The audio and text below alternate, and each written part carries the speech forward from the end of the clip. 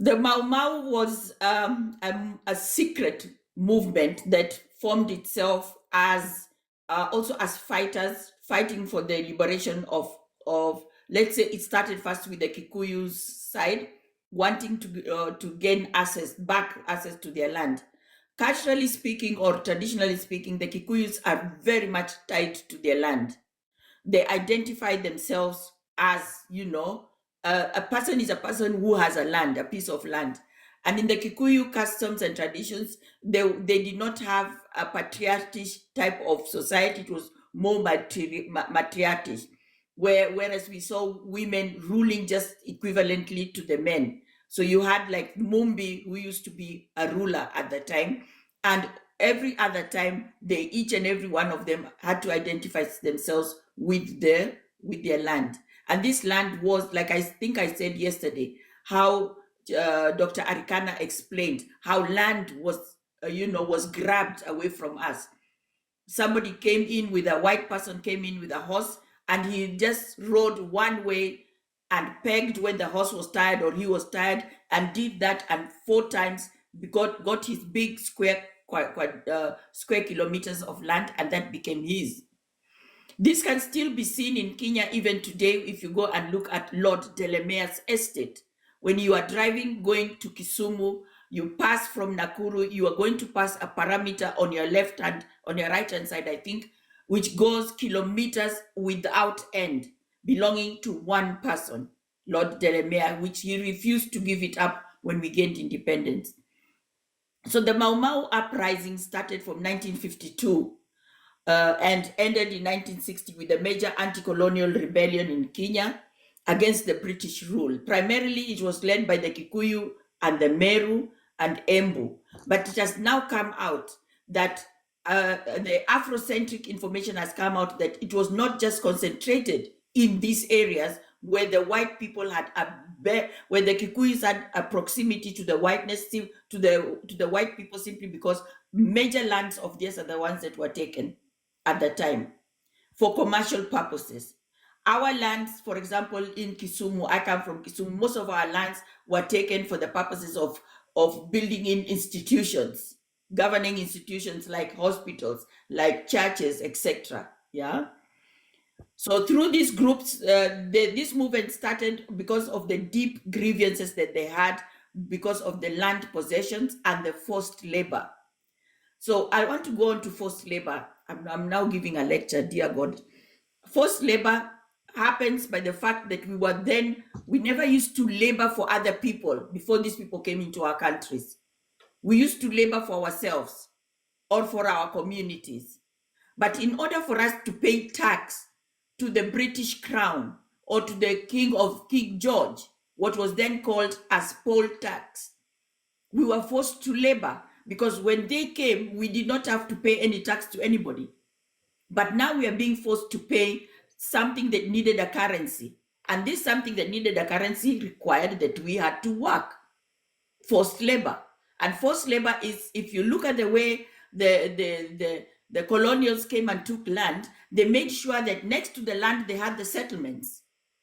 These settlements were either settlement schemes, squatters if you are in their land, squatting, and they dictated what you're supposed to do. Like, for instance, if you go with Google Map, I always walk people with Google Map, go with Google Map along Thika Road. You're going to see that Thika Road on one side, on the left-hand side, this was the white area. What in the US is called the red line. On this area, you could not move from the right side of Thika Road to go to the left side, which was the white people's side, without having documentations. In these documentations, which you had to carry, and I only know this one in Kikuyu, it's called boogie. It is some sort of the things that you see the cows in Switzerland have. It's like a holder that you put in your ID so that it doesn't get wet. In this ID, it was your name, your date of birth, your gender, I think your tribe, when you're supposed to be there, from what time to what time, and on whose properties are you supposed to be found. So you could not just decide, I'm going to do window shopping along Karen or along whatever. It had to be a specific time, failure of which you could be shot just like that. So those were some of the things that, the discontentment that we had, that we suddenly lost all our freedom.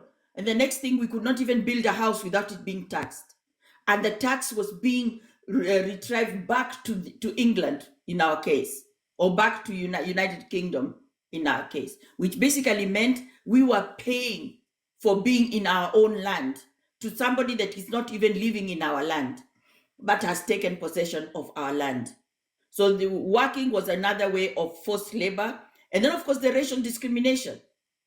Yeah, that one we experienced. In Kenya, we call it ubaguzi wa rangi, no? Beberu. That is a racist.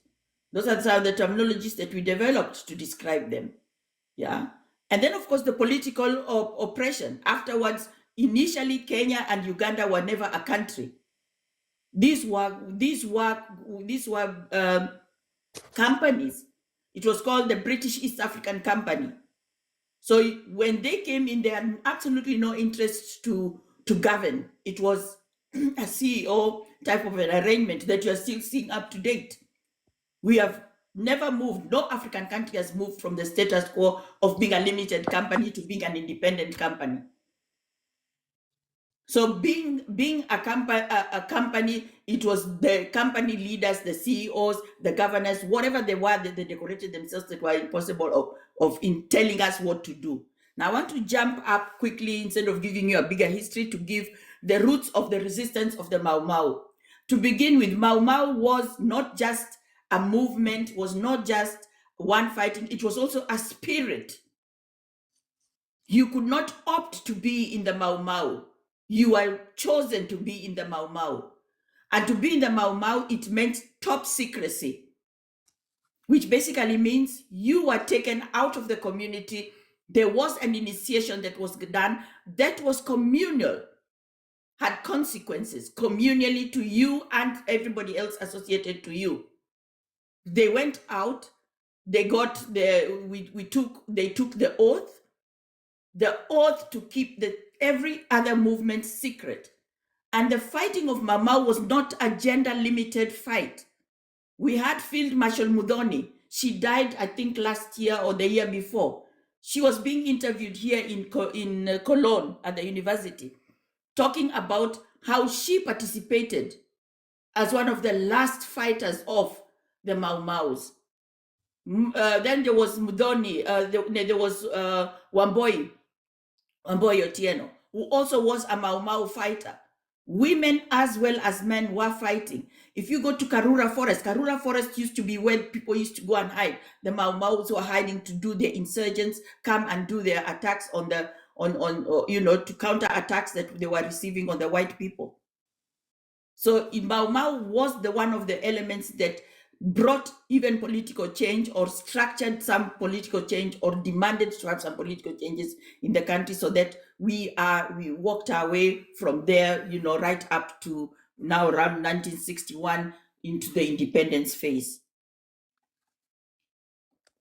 So Mau Mau, of course, when we go on the political formation, it's the one that first started with forming in 1940s, I think, if I'm not wrong, 1940s, the Kikuyu Central Association, it started. And then, of course, it turned to the to the Kenya African Union, because it now wanted to encompass everybody. It is now doing movements everywhere, because we came to realize, be it in Taita, Taveta, be it in Mombasa, be it in wherever, we were all under as one stronghold of a minority group of people. What have you heard about Mau Mau? Because words are the ones that form narratives, right? And narratives are the ones that make history. So when I look at, for example, the wordings as when Ibrahim Traoré came into power, it is termed as a coup, even by many Africans. Yet I don't call that a coup. I call it a revolution. So you see how we use words is also important, and that is what carries the history behind the movements that we have. And him going out and getting the liberating the country out of the CFA, the Francophone, stronghold, or had their neck on them. is so important. And the same thing for us, Mau Mau was was and is still a liberation movement that made us, that fought for us to regain back the power to own our lands and to do away with what was then called kipande, the identity card. The identity card was always a method of controlling the movement, how we moved, where we moved, what we did, when we did it. Was the introduction of this identity card. In any movement, even when you look at ANC down in South Africa, it's going to be the same. The identity card, where what was his name? Julius Mahatma Malema. Gandhi and the ANC people were banning their identity cards